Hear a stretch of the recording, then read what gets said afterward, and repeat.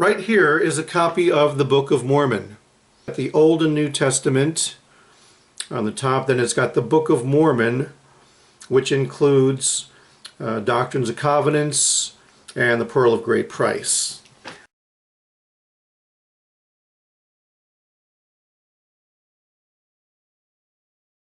When you read the Book of Mormon, whenever Joseph Smith is getting his information from the angel Moroni, he's speaking in Old Jacobean English, which was the dialect or version of English that people spoke in England during like the 1400s and 1500s. By the time the King James version of the Bible was published in 1611, that type of English was on its way out. The English language changes all the time. But whenever the angel is quoting something from the Old Testament to Joseph Smith, he is using that old language, that Shakespearean thou shalt and thine eyes and thee and thine. You know what I'm talking about? Like an old Shakespearean play.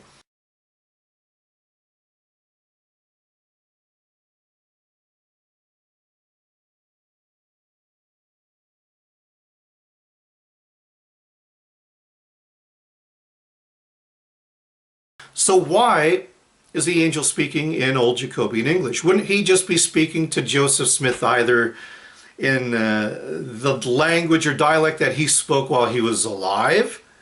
Or why wouldn't he just be speaking to Joseph Smith in his language? Why would he be using a dead dialect of English? The answer is simple, and it's because it's the only Bible, the King James Version is the only Bible that we had back then. That just tells me there was no angel Moroni.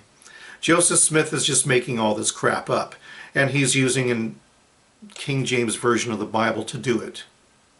One of the other reasons I could never be a Mormon is when you go onto the Mormon website, they have these pictures there of a young Joseph Smith who went out in the woods to pray, to ask God, what's the true religion? Which one should I pick? And then lo and behold, there appears not only God, but Jesus.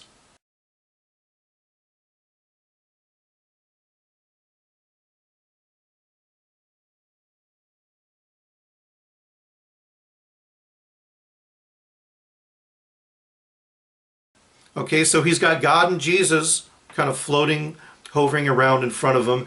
And he's saying, don't go off with any of these religions that are surrounding you, because you got to understand, in the 1800s, religious revivals were like on every corner there. So there were so many different religions going on. And anyway, God and Jesus told Joseph Smith, no, they're all false. They're all wrong. I'm going to give you the one true religion. You personally, Joseph Smith. And thus was the birth of Mormonism. Later on, he was visited by the angel Moroni, and then he wrote the Book of Mormon after that, about 1830. If you're familiar with the Bible, you know that God appeared to all the Israelites at Mount Sinai in Exodus chapter 20 there, when he gives them the commandments. So he also sets up a system of checks and balances along the way throughout the rest of the books of Moses and Leviticus and Numbers and Deuteronomy. One of those commands is, do not add to my words.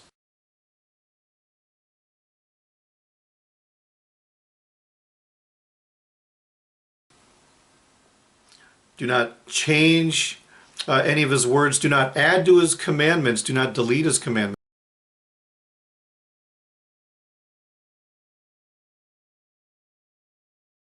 There's 613 commandments, rules, mitzvahs, whatever you want to call them, that are in the Old Testament, and specifically in the first 5 books of Moses. No prophet after Moses ever comes up and says, hey, I got a new commandment for you, or hey, we can delete this commandment, here, have some bacon.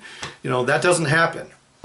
But anyway, in the Book of Mormon, Pearl of Great Price, Joseph Smith History, verse 36 through 41, he's getting this message, and he's talking about the angel Moroni, and if you don't believe me, look this up for yourself.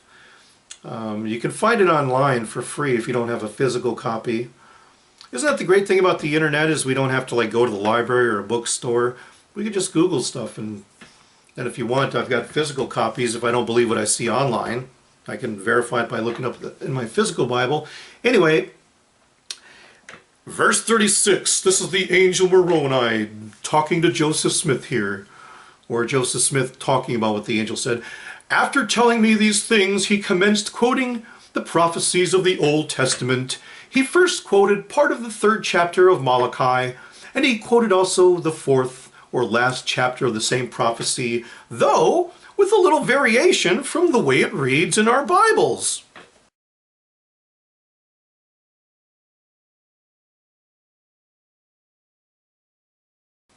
What? So the angel's quoting from the Bible, but it's different.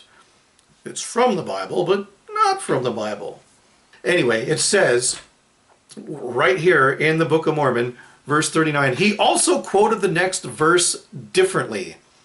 Joseph Smith tells us that the angel is misquoting the Bible, and yet this is what he's supposed to do. He saw God and Jesus while he's in the woods alone. You know, you'd think that if God was going to create a new religion, that he would also come down like he did on Mount Sinai to New York and say, hey, listen up, you guys. I'm God here. And now we're going to have a new commandment, a new religion. No, it's just Joseph Smith in the woods by himself, changing the Word of God.